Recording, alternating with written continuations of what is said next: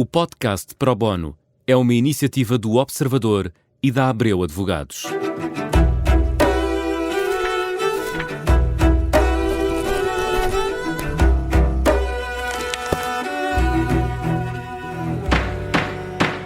Este é o Som do Pro Bono, um programa em que abordamos questões jurídicas que têm impacto no nosso dia-a-dia. Hoje vamos falar de contratos de trabalho com a advogada Carmo Sousa Machado. Bem-vinda. Obrigada. Obrigada por estar connosco. Começamos por perceber o que é que distingue um contrato de trabalho de outros contratos, por exemplo, contratos de prestação de serviço, conhecidos vulgarmente por falsos recibos verdes, não é? Em alguns casos, sim. Sim. Noutros... Existem verdadeiros contratos de Exato. prestação de serviços. Então, muito simplesmente, num contrato de trabalho deverá existir uma subordinação jurídica do trabalhador face ao empregador, ou seja, fica sujeito a ordens, a instruções, está normalmente sujeito a um horário de trabalho, a prestar a sua atividade em determinado local de trabalho, a justificar faltas, a comunicar ausências, pronto. Num verdadeiro contrato de prestação de serviços, isso não acontece, porque ao invés do contrato de trabalho em que se contrata a atividade propriamente dita, num contrato de prestação de serviços estamos a contratar o resultado de determinada atividade. Portanto, e não o trabalho a atividade... tem que aparecer feito, Exatamente. Não é? Portanto, eu tenho um determinado resultado que eu tenho que apresentar em determinado momento. Quando, como, onde e em que moldes eu faço, isso é uma decisão minha de prestador de serviços e não do beneficiário dessa mesma atividade. Portanto, esta é a grande diferença. Claro que depois temos algumas situações dos chamados, como disse bem, dos chamados falsos recibos verdes, em que, sob a aparência de um contrato de prestação de serviços, não temos mais do que um contrato de trabalho. Pronto, isso também pode acontecer. As empresas podem escolher livremente o tipo de contrato de trabalho que querem fazer, mas têm regras específicas para isso, não é? Podem escolher, desde que aquilo que escolham tenha correspondência com aquilo que na prática acontece, ou seja, de nada serve a um empregador ou a um beneficiário de uma atividade dizer, não, eu quero celebrar consigo um contrato de prestação de serviço, eu não quero que isto seja um contrato de trabalho, nem tenha nenhuma das obrigações de parte a parte associadas a um contrato de trabalho. Isto não é possível, porque se for discutido se estamos ou não perante um contrato de trabalho ou um contrato de prestação de serviços, o que vai efetivamente valer, contar, vai ser o que acontece na prática e, portanto, aí vamos ter que percorrer até os chamados critérios de existência de um contrato de trabalho para ver se sim ou não estamos perante um ou se estamos perante outro. Portanto, o título dado ao contrato não vai definir coisa nenhuma. Aquilo que vai definir é o que efetivamente acontece na prática. Na prática. Muitas empresas têm dúvidas sobre o período experimental. Isto é curioso. Muitas empresas e muitos empregadores.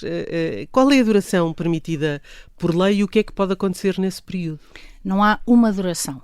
Há, de facto, um período experimental que é diferente consoante o tipo de contratos que possam estar em cima da mesa. O mais vulgar, o nosso contrato... Bem, se calhar o mais vulgar em Portugal será o contrato a termo, mas esse não seria o contrato standard. O contrato standard é um contrato de trabalho sem termo. Pronto, aqui o período experimental para a esmagadora maioria dos casos é de 90 dias.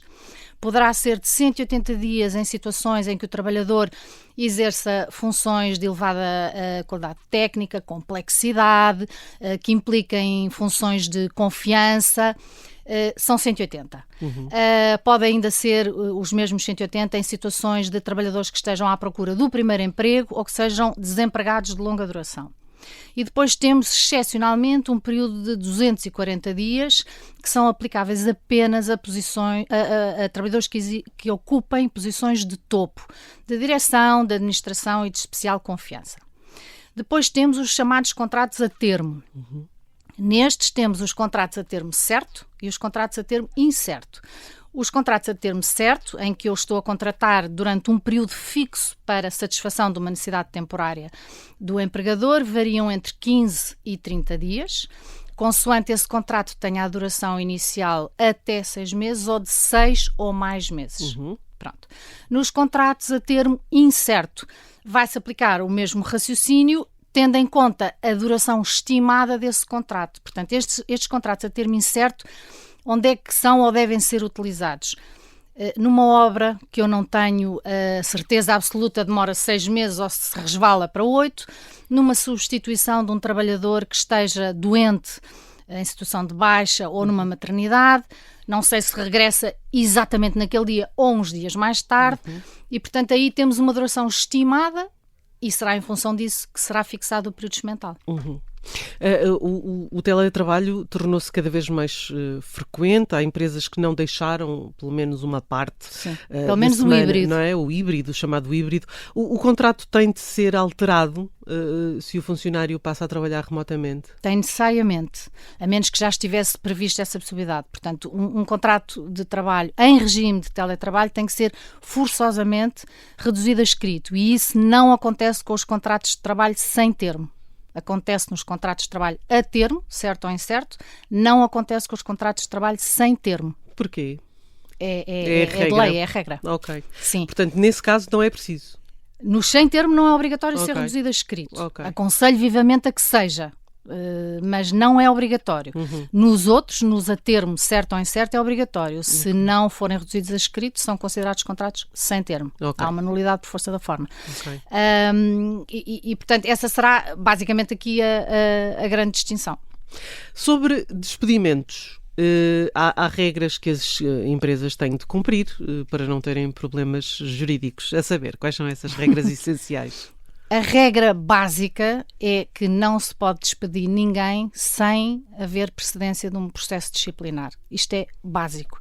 Se alguém for despedido sem ter havido previamente um processo disciplinar, que ele próprio obedece a determinados formalismos, se for discutido em tribunal esse despedimento, é imediatamente julgado ilícito. O juiz nem sequer vai ver a razão que levou ao despedimento. O empregador pode ter total razão. Se não levou a cabo, nos termos que a lei prevê, um processo disciplinar, esse despedimento é ilícito. Ao ser ilícito, temos duas hipóteses. Ou o trabalhador quer voltar para a empresa e tem direito a voltar para a empresa se ganhar essa ação e, portanto, tem direito a ser reintegrado na sua posição nas mesmíssimas condições antes de ter sido despedido. Ou o trabalhador diz, não, eu não quero voltar para a empresa e então quer receber uma indemnização que o juiz fixará entre 15 e 45 dias consoante o grau de ilicitude do despedimento e terá inclusivamente direito a receber o que nós chamamos as retribuições intercalares, o que são todos os salários e todos os pagamentos que o trabalhador deveria ter auferido e não auferiu, desde a data do despedimento até à decisão final do último tribunal. Portanto, se houver recurso, será por uma decisão de um tribunal superior. Outro ponto recorrente nos contratos a termo certo é a questão da renovação. Quantas vezes pode renovar um contrato a termo certo até ele se tornar permanente? 3 vezes. Ok. Houve algumas alterações, com a última alteração ao Código de Trabalho que entrou em vigor a 1 de maio de 2023. Agora, o número de renovações são 3, os contratos a termo certo não podem durar mais do que 2 e as renovações agora não podem, no cômputo total, portanto, entre o termo, que é o período inicial, e as suas renovações, essas renovações não vão poder exceder o período inicial. Okay. Concretizando, um contrato que tenha sido celebrado por 1 ano, eu posso renová-lo 2 vezes por 6 meses, porque não vou ultrapassar o prazo inicial de 1 ano, está bem? Ou posso renová-lo novamente por 1 ano, mas já não vou poder fazer uma renovação de 8 meses mais 6, porque aí já vou exceder o período inicial. Pronto, essa é a regra.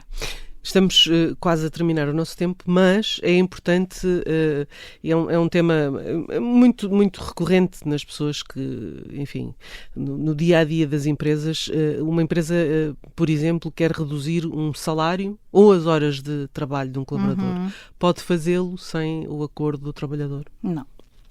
Precisa do acordo, porque isso é uma alteração, no fundo, daquilo que foi contratado entre as partes. E um contrato é isso mesmo. São 2 partes, pelo menos, que entram em acordo com determinadas condições. Portanto, se eu contratei, se eu trabalhador, acordei com o meu empregador trabalhar 8 horas vamos expor por 1.000 euros, que é péssimo, o meu empregador não pode de repente dizer, não, eu agora não quero, passas a 4 horas e a 500 euros. Há mecanismos, se for necessário, para isso ser alcançado, mas unilateralmente o empregador não pode fazer isso. Depende sempre do acordo do trabalhador.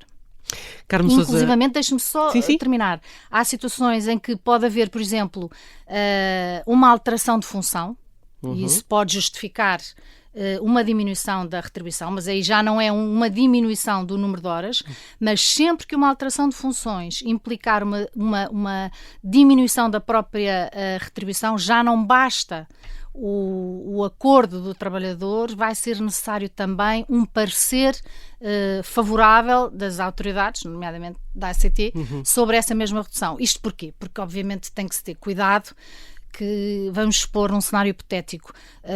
Um empregador não tem justa causa para despedir um trabalhador, mas não quer que ele continue. O que é que ele vai fazer? Ou o que ele poderia fazer se isto fosse possível?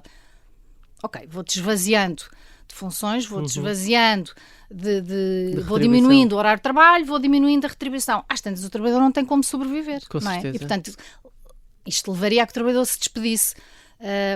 É uma das preocupações que o legislador teve para não autorizar que isso acontecesse. Carmo Sousa Machado, muito obrigada por ter estado connosco. O Pro Bono volta para a semana com mais um tema. Até lá. Obrigada.